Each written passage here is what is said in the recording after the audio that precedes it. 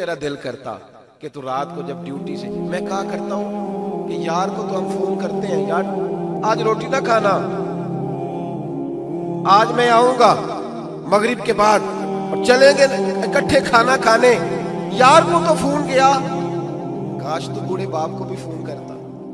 کہ ابا جی آج روٹی نہ کھانا، آج میں آؤں گا تو مل کے کھائیں گے، آج نہ میں آپ کی پسند کی چیز لاؤں گا، تو اماں کو بھی کبھی فون کرتا کہ اماں تو ذرا رکنا، کھانا نہ کھانا۔ میں کہا کرتا ہوں کہ صرف نمبر بھی لگاؤ نا کبھی ماں باپ کے لیے، نمبر ٹانگنے کے لیے، اور رات کو بچہ آئے نا فارغ ہو کے کام کاج سے تو نمبر ڈالنے کے لیے بھی ماں کے پاس، اماں یہ ذرا پیر نکالنا رضائی سے تھوڑے دبا دو، تو اماں کہتی جا میرا پتر تو تھکیا ہے، میں کدو کام لگی سا، اور نہیں اماں بات بے شک نمبر ہی ٹانگ رہا ہوں، دو پیروں کو ہاتھ مار دینا تو تم تو سو گیا جا، اماں کہتی جا جا میں ٹھیک ہو گیا، میں کون سا کام جا تو، لیکن تجھے پتا نہیں یہ کام تو نے کر دیا، تیرے لیے دعاؤں کا خزانہ کھول گیا، جب تو جائے گا نا کبھی واپس آ کے پلٹ کے تکیے پہ اس کا سر دیکھنا، سارا آنسوؤں سے بھیگا ہوا ہوگا،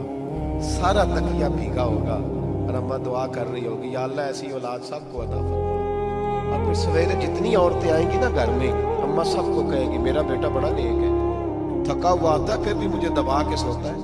بوڑھا باپ تیرا انتظار کر رہا ہے سارا دن۔ حضور نے رشتوں کو وقار دیا، رشتوں کو عزت دی، نبی پاک نے ہر دنیا کے معاشرے سے تعلق رکھنے والے ہر گروہ کو میرے محبوب نے باوقار کر دیا۔ میاں بیوی کا رشتہ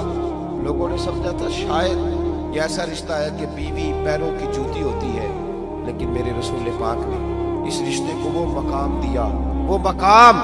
کہا اس کو پاؤں کی جوتی نہ سمجھنا، یہ تو تیرے ایمان کے محفوظ ہونے کا ذریعہ ہے،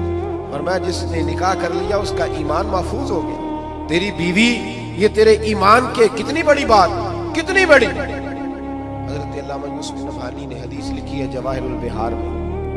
حضرت عائشہ صدیقہ رضی اللہ تعالیٰ عنہ کہتی ہے نبی پاک صلی اللہ علیہ وسلم نہ گھر آئے، حضور کو کوئی کام تھا، جلدی سے حضور آئے، جلدی سے کوئی چیز اٹھائی اور نبی پاک جانے لگے،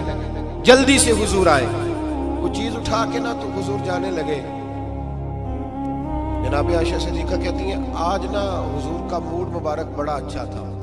اکثر تو غم امت پریشان رکھتا تھا نا نبی پاک، آج موڈ نا حضور کا بڑا، سمجھ آ رہی ہے میری باتوں کی، آج حضور کا چہرہ بڑا میں کھلا کھلا دیکھ رہی تھی، فرماتی حضور جانے لگے تو میں نہ آگے کھڑی ہو گئی دروازے کی، میں نے کہا حضور آج نہیں میں نے جانے دینا، حضور نے فرمایا باہر کوئی انتظار کر رہا ہے، ہم تو جب گھر میں جاتے ہیں تو اللہ ہی خیر کرے، پیچھے پیچھے ہٹ جاؤ میں کام سے آیا، کوئی قریب نہ آئے چیز، فٹافٹ سارے ہائی الرٹ ہو جاؤ، ایک جوتے اتار لے میرے، ایک پانی لے کے لائن میں کھڑا ہو جائے، ایک کھانا لے آ، تمہیں پتہ نہیں میں کام کر کے، او خدا کے بندے بس کر دے، یہ تو انتظار کر رہے تھے کہ ابا آئے گا تو کھیلیں گے، یہ تو انتظار کر رہے تھے کہ سینے پہ چڑھیں گے، بیوی تو انتظار کر رہی تھی کہ آئے گی تو میں کوئی بات کروں گا، تو آیا ہے گھر میں تو ڈکٹیٹر ہی بن کے آ گیا۔ نبی کریم نے رشتوں کو وقار دیا، حضرت عائشہ یوں دونوں ہاتھ دروازے کے سامنے کھڑے کر کے کھڑی ہو گئی، حضور میں نے نہیں جانے دینا، حضور نے فرمایا عائشہ میرا کوئی انتظار کر رہا ہے، کہا یا رسول اللہ لوگ تو آ ہی رہتے ہیں، مجھے 10 منٹ چاہیے میری بھی بات سنو، کہا بتاؤ، کہا حضور ایسے نہیں، آپ بیٹھے، محبوب بیٹھ گئے، عرض کرنے لگی یا رسول اللہ آج موڈ بڑا اچھا ہے، میرے والد جناب ابو بکر صدیق نے مجھ سے کہا تھا جب حضور کی طبیعت کو بڑا حشاش بشاش دیکھو نا بیٹے تو میری اور اپنی بخشش کی دعا کرا لینا، میری اور اپنی بخشش کی، اب تو بخشش کی دعا کرانے بھی کم ہی لوگ آتے ہیں، اب تو وہی وظیفہ پوچھتے ہیں جس سے کام کوئی نہ کرنا پڑے اور پیسے چھم چھم گرے، وہ والا وظیفہ پجاروں کے لیے اور مکان کے لیے اور بنگلے کے لیے، بخشش کی بات وہ تو فکر ہوگی تو کوئی کرائے گا، لیکن وہ تو ہمارا ماحول ہی نہیں رہا۔ حضرت عائشہ نے عرض کی کہ میرے والد نے کہا تھا جب حضور کی طبیعت بڑی اچھی ہے شاش بشاش دیکھو میری اور اپنی بخشش کی دعا کرا لینا۔ نبی کریم بیٹھ گئے، حضور نے ہاتھ اٹھائے،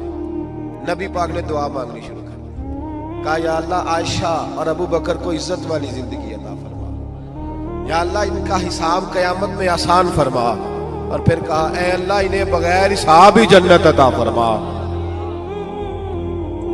جب یہ لفظ کہنا تو جناب عائشہ رونے لگی، ان کا سارا پلو آنسوؤں سے بھیگ گیا. فرماتی ہیں حضور اٹھ کے جانے لگے. خوش ہو گئی ہو حضور؟ ہو گئی ہو. جانے لگے نا دروازے پہ تو محبوب پھر لوٹ آئے. فرمایا شاہ میری دعا سن کے رو رہی ہو؟ قسم اللہ کی عزت کی میں اپنے ہر امتی کے لیے یہی دعا دن میں 2 مرتبہ مانگا کرا.